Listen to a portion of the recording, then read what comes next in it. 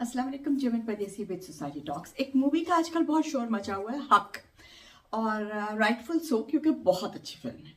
और उसमें जिस तरह से उस औरत ने अपना केस लड़ा था और जिस तरह से उसने कुरान की आयतों के साथ यानी कि रैशनली मौलवियों को और जज को कन्विंस किया है और अपने खावन से लड़ी है, वाज ब्यूटीफुल। थोड़ा एक्सप्रेशंस में ऑब्वियसली थोड़ा था, but still all in all it was a beautiful movie.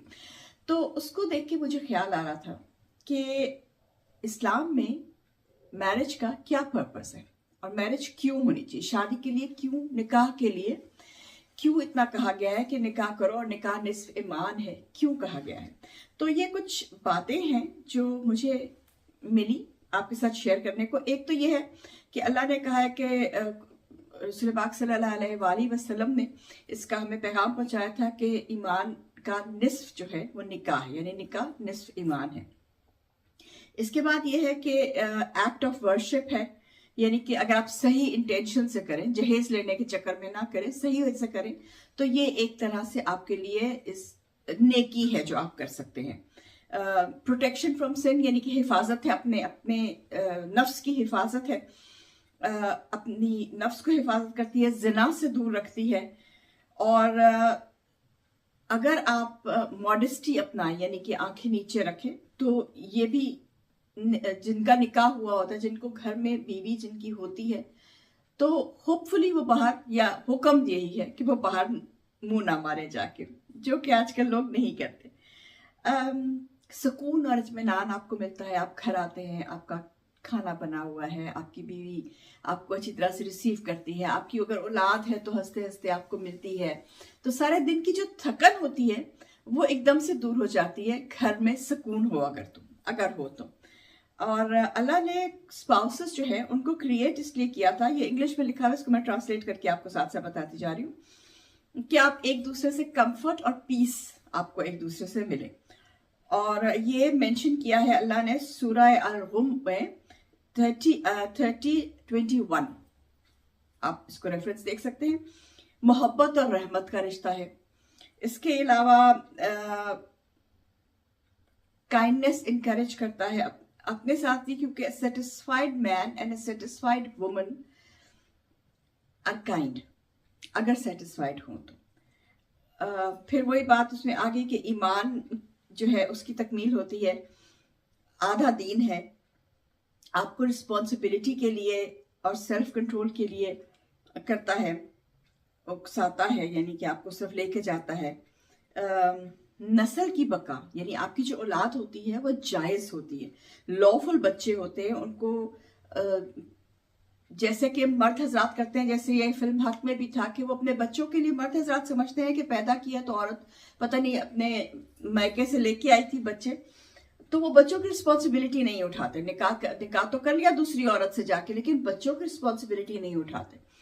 ये लोग यहाँ पे मुसलमान नहीं हैं, लेकिन यहाँ के जो रूल्स हैं वो एक्चुअली वो हैं जो हमें अल्लाह ने बताए। तो हकूक और फराइज आपको बताता है। बीवी जो है उसके हक आपको पढ़ने चाहिए निकाह अगर आप कर रहे हैं। और दूसरा ये है कि रफाकत है, यानी कि इमोशनल और फिजिकल रफाकत है आपकी एक इंसान के साथ, जिसके साथ आप अपना गम, गुस्सा, खुशी, हर चीज आप शेयर कर सकते हैं, जो आपका सक्का है, जो आपका सक्का होना चाहिए। होता है या नहीं, दिस इज डिफरेंट। और लोनलीनेस और स्ट्रेस को दूर करता है। ये यहाँ पे बहुत स्टडीज में आ रहा है कि जो लोग ये आजकल एक ट्रेंड चल पड़ा है, इस पे मैं आती हूँ अभी, कि आप अकेले रहें और आप खुश रहेंगे, तो ऐसे नहीं होता। अकेले लोग जब रहते हैं तो स्ट्रेस में आते हैं, डिप्रेशन में आते हैं और लोनलीनेस का शिकार हो जाते हैं। समाजी इस्तेहकाम, यानी कि सोशल स्टेबिलिटी जो है वो एक निज़ाम बना हुआ है घरों का, जिनको ये सिस्टमैटिकली तोड़ रहे हैं। नाम नहीं मैं लेती, आप मुझसे ज्यादा अक्लमंद है, आप समझ जाएंगे। बेसिकली ये मॉरली और मेंटली एक स्टेबिलिटी थी, है अभी तक जो रह गई है। और साइकोलॉजिकल कंपेनियनशिप होती है आपकी, जैसे मैंने कहा। सोशल रिस्पॉन्सिबिलिटी, आपकी इखलाकी तरबियत होती है, आपकी जो ग्रोथ है आपकी एक दूसरे इंसान के साथ रहना, क्योंकि दो डिफरेंट तबीयत के लोग मिलते हैं, उनका एक दूसरे के साथ एडजस्ट करना, एक दूसरे को एक्सेप्ट करना, एक दूसरे की गलतियां एक्सेप्ट करना, उसके साथ रहना, या आपको एक दूसरी उसकी फैमिली, अपनी फैमिली, सबको जोड़ के रखना एक बहुत बड़ी रिस्पॉन्सिबिलिटी होती है। और इसको हलाल खुशी आप कह सकते हैं और हलाल एंजॉयमेंट है। और डिज़ायर्स तो ज़ाहिर है सब जगह पे होती हैं, आपकी फिजिकल डिज़ायर्स होती हैं, लेकिन उसको हलाल तरीके से जो है वो आप पूरा करते हैं तो अल्लाह भी खुश होता है, सोसाइटी भी खुश होती है, और आपका जो है ना वो दिमागी तौर से आप खुश होते हैं। लेकिन ये सारी तो बातें होगी जो इस्लाम ने हमें बताई, जो रिलीजन बताते हैं। इसके साथ एक और पहलू भी है, और वो पहलू ये है जो हमें सोसाइटी सिखा रही है। और सोसाइटी हमें ये सिखा रही है कि शादी करना कोई ज़रूरी नहीं है, तलाक ले लो, तुम्हें वेलफेयर मिल जाएगा, तुम वहाँ पे मिल जाता है, यहाँ इन कंट्रीज में तो मिल जाता है, सो यू कैन लिव। ये बात नहीं है कि you can not live, you can live.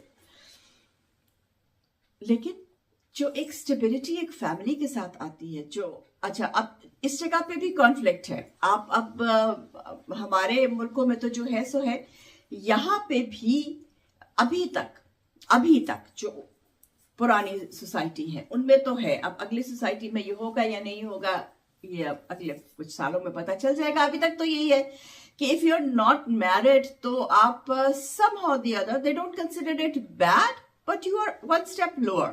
If you are happily married and you are building up your future, तो आप सोसाइटी में एक्सेप्टेबल हैं। अकेले यहाँ पे आप देख लीजिए सेलिब्रिटीज एंड ऑल दैट, उनके पास कितना पैसा है, क्या वो फाइनेंशियली या सोशली अपने आप को एक्सेप्ट नहीं करा सकते, वो फिर भी शादी करते हैं। तो शादी करना जो है उसको कोई माने ना माने, उसको आप इस्लामिक तरीके से लें, उसको आप सोसाइटी के तरीके से लें, उसको आप जिस मर्जी तरीके से लें, लेकिन ये एक सिक्योरिटी है जो इंसान को अपने लिए ढूंढनी पड़ती है। लेकिन इसी चीज को तोड़ रहे हैं और सिस्टमैटिकली तोड़ रहा है ये सिस्टम। आपको ये बता रहा है कंटिन्यूसली इंटरनेट से और जो भी एप्स हैं उससे कि शादीशुदा रहना जरूरी नहीं है, शादीशुदा होना जरूरी नहीं है, सेम जो है उसके साथ आप रह सकते हैं। ये बातें इसको नॉर्मलाइज करते जा रहे हैं। ये एक्चुअली दज्जाल के आने की खबर है जो हम तक आ रही है। सोसाइटी का स्ट्रक्चर तोड़ना, उसका स्ट्रक्चर तबाह करना, क्योंकि दो औरतें अगर साथ रहें या दो मर्द साथ रहें तो नेचुरल नहीं है। और मुझे चाहे इस बात पे आप बुरा भला कह ले, but what is not natural is not natural. आप बच्चे पैदा नहीं कर सकते, ऑफ कोर्स आप मशीनों में डलवा के बच्चे पैदा कर लें, आप IVF से कर लें, जो भी कर लें, but that is not normal. तो नॉर्मल तरीके की जिंदगी, नॉर्मल तरीके की रहना सहना, बॉडीली नीड्स हमें नहीं मिल रही, खाना हमें सही नहीं मिल रहा, ये सब सोसाइटी को तोड़ने का एक सही तरीका। इसी केओस में ये जो फिल्म आई है Haq, it was the breath of fresh air, क्योंकि जिस तरह से उस औरत ने कुरान के हवाले देके और अपनी स्ट्रेंथ से ये लड़ाई लड़ी, और बिकॉज और ज्यादा हिम्मत इसलिए देती है क्योंकि ये एक सही स्टोरी है, ये असली स्टोरी है, इट्स नॉट फिक्शन।